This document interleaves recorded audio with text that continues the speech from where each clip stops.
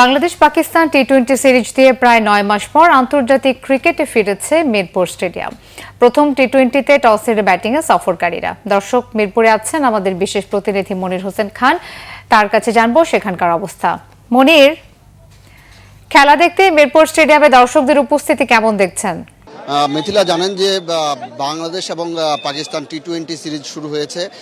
মিরপুর স্টেডিয়ামে প্রায় 1 বছর পর ক্রিকেট ফিরেছে টি-20 ম্যাচ দিয়ে। এমনিতেই টি-20 ম্যাচ, তারপরে প্রতিপক্ষ পাকিস্তান, দীর্ঘদিন পর আসলে খেলা হচ্ছে, সেই কারণে কিন্তু দর্শকদের আগ্রহ প্রচণ্ড বেশি। আপনি দেখতে পাচ্ছেন এখানে প্রচুর দর্শক, এখনও খেলা শুরু হয়ে গেছে কিন্তু এখনও প্রচুর দর্শক কিন্তু মাঠে ঢোকার অপেক্ষায় আছে। আমি আছি মিরপুর স্টেডিয়ামের 1 নম্বর এন্ট্রি গেট যেটা আছে, সেই গেটের। আপনি দেখতে পাচ্ছেন যে এই গেটের কিন্তু বিশাল একটা লম্বা লাইন ঘুরে এসে তারপরে অনেক দূর পর্যন্ত ছড়িয়ে গেছে। মানে দর্শক এখনও মাঠে ঢোকার জন্য অপেক্ষায় আছেন।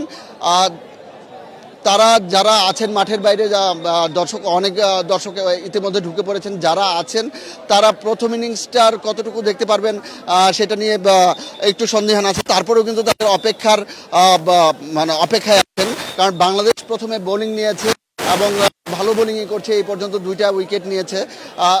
তারা আশা করছেন যে আসলে এই ম্যাচটা একটা জমজমাট ম্যাচ হবে, বাংলাদেশ উইন পাবে। সেই কারণে কিন্তু দর্শকের আগ্রহ বেড়েছে। সবচেয়ে বড় কথা যে এর আগের সিরিজটায় বাংলাদেশ টি-20তে শ্রীলঙ্কাকে হারানোয় দর্শকের কিন্তু মানে বাংলাদেশ ক্রিকেটের প্রতি যে মাঝখানে যে একটা হতাশাজনক সময় গিয়েছে, হতাশা ছিল, সেটা অনেকটাই দূর হয়েছে। তারা আশা করছেন যে সিরিজটা একটা জমজমাট হবে এবং বাংলাদেশ উইন পাবে। সেই কারণে কিন্তু আজকে সাপ্তাহিক ছুটির দিন নয়, কর্মব্যস্ততার দিন, তারপরেও কিন্তু প্রচুর দর্শক আমরা দেখতে পাচ্ছি।